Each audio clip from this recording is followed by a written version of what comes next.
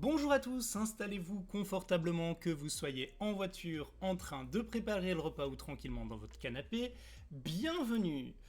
Si vous suivez l'actualité en Belgique, vous avez sans doute remarqué que le monde de l'école est particulièrement agité ces derniers temps. Et vous le savez peut-être, si vous me suivez, c'est un sujet qui me touche de très près puisque je le vis au quotidien en tant qu'enseignant.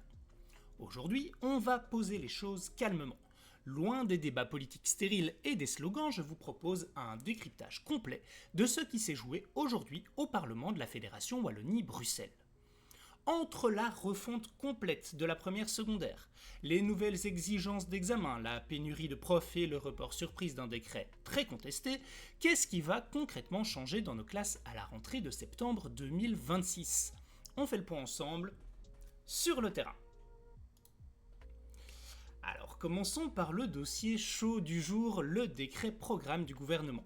C'est un texte très important qui vise à assainir les finances publiques de la Fédération Wallonie-Bruxelles. Le vote final devait avoir lieu aujourd'hui ce 27 mai.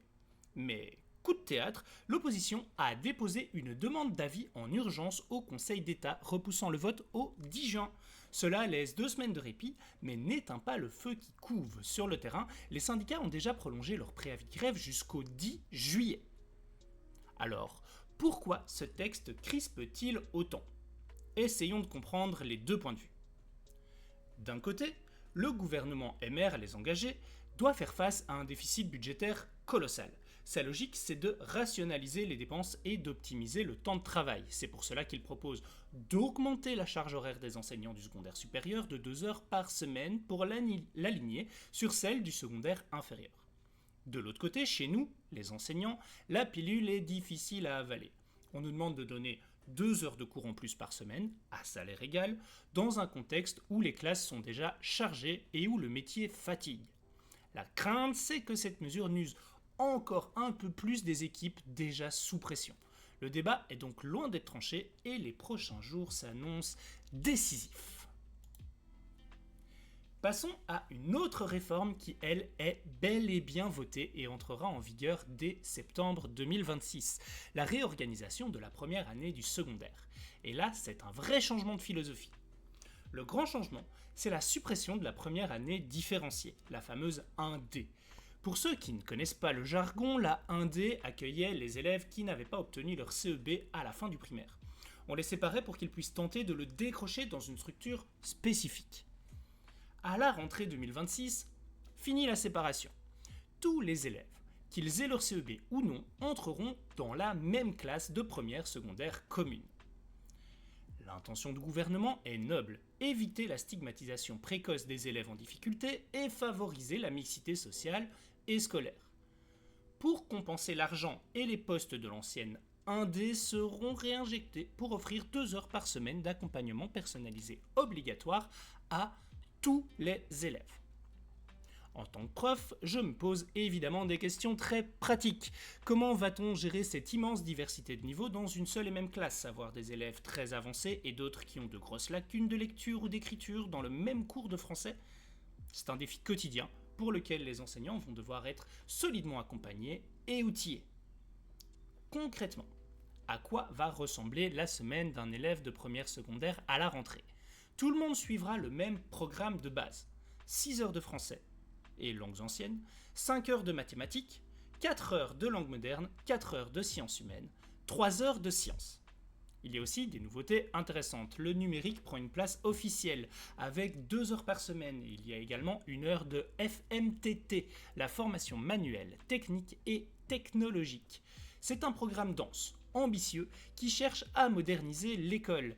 Reste à voir si, sur le terrain, toutes les écoles disposeront du matériel informatique et des locaux adaptés pour dispenser ces nouveaux cours de manière optimale. Autre mesure confirmée qui fait déjà beaucoup parler dans les cours de récré et les salles de profs, le relèvement des seuils de réussite à 60% pour les examens externes communs, c'est-à-dire le CEB, le CE1D et le CESS. Aujourd'hui, la barre est à 50%. Elle montera d'un cran en juin 2027. D'un point de vue politique et citoyen, on peut comprendre l'ambition. Rehausser la valeur de nos diplômes et stimuler le goût de l'effort, c'est une vision de l'excellence qui se défend. Mais sur le plan pédagogique, la question est plus complexe. Si on monte la barre sans changer profondément la manière d'aider les élèves en difficulté en amont, on risque simplement de voir le taux d'échec grimper. Pour que cette mesure soit une réussite, il faudra que les heures de remédiation dont on parlait tout à l'heure soient d'une efficacité redoutable. C'est un équilibre difficile à trouver entre exigence et bienveillance. Et puis impossible de parler de toutes ces réformes sans invoquer le problème numéro 1 de notre enseignement, la pénurie de profs. Et cette rentrée 2026 s'annonce particulièrement difficile. À cause de la réforme de la formation des enseignants, qui est passée de 3 à 4 ans d'études, nous vivons une année blanche. Il n'y aura presque aucun nouveau diplômé sur le marché du travail cette année. Le gouvernement tente de réagir en proposant des mesures concrètes pour rendre le métier plus attractif. Une hausse de salaire de 5% pour les futurs diplômés du master en 4 ans. Un contrat complet garanti dès le premier jour et un accès facilité au mi-temps thérapeutique pour aider ceux qui reviennent d'un burn-out. C'est un pas dans la bonne direction, c'est indéniable. Mais pour beaucoup de collègues, sur le terrain, le problème de l'attractivité ne se résume pas qu'au salaire. C'est aussi une question de respect, de charge mentale et de conditions de travail au quotidien. C'est tout ce système qu'il faut stabiliser pour donner envie aux jeunes de s'engager durablement dans notre magnifique profession. Pour terminer ce tour d'horizon, jetons un coup d'œil sur 2 mesures très concrètes qui encadrent la vie quotidienne dans les écoles. D'abord, l'interdiction des smartphones. Elle a été lancée à la rentrée 2025 et elle reste pleinement en vigueur pour cette année 2026. Le principe est simple. Aucun usage récréatif du téléphone, des tablettes ou des montres connectées n'est toléré dans l'école, y compris pendant les récré et le temps de midi. L'appareil doit être éteint au fond du sac. Après un an d'application, le bilan est mitigé. Les écoles notent une baisse des tensions et du cyberharcèlement dans les cours de récréation. Mais la surveillance reste un véritable défi constant pour les éducateurs. Enfin, pour les profs, une autre mesure budgétaire entre en vigueur, la limitation des jours de maladie sans certificat médical. Les enseignants statutaires ne pourront plus s'absenter qu'un maximum de 3 jours par an sans présenter de document officiel d'un médecin. C'est un alignement strict sur les règles du reste de la fonction publique destinées à limiter les absences de très courte durée. Voilà, nous avons fait le tour de ces grands chantiers qui nous attendent. Vous le voyez, il n'y a pas de réponse simple. Chaque médaille a son revers. Et c'est pour cela qu'il est important de comprendre les enjeux plutôt que de simplement réagir sous le coup de l'émotion. En tant qu'enseignant, je reste convaincu que malgré les difficultés et les réformes, parfois totalement déconnectées de la réalité, nos écoles abritent des équipes formidables et des élèves qui ne demandent qu'à apprendre. Maintenant, la parole est à vous. Que vous soyez parents, élèves ou collègues enseignants, comment voyez-vous ces changements ? Est-ce que le passage à 60% de réussite ou la suppression de la 1D vous semble réaliste ? Partagez vos réflexions dans les commentaires, toujours dans le respect et l'écoute.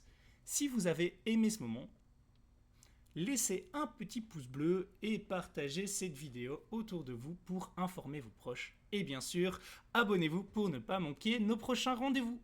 Merci pour votre écoute, prenez soin de vous et de vos proches, et on se retrouve très vite. Au revoir.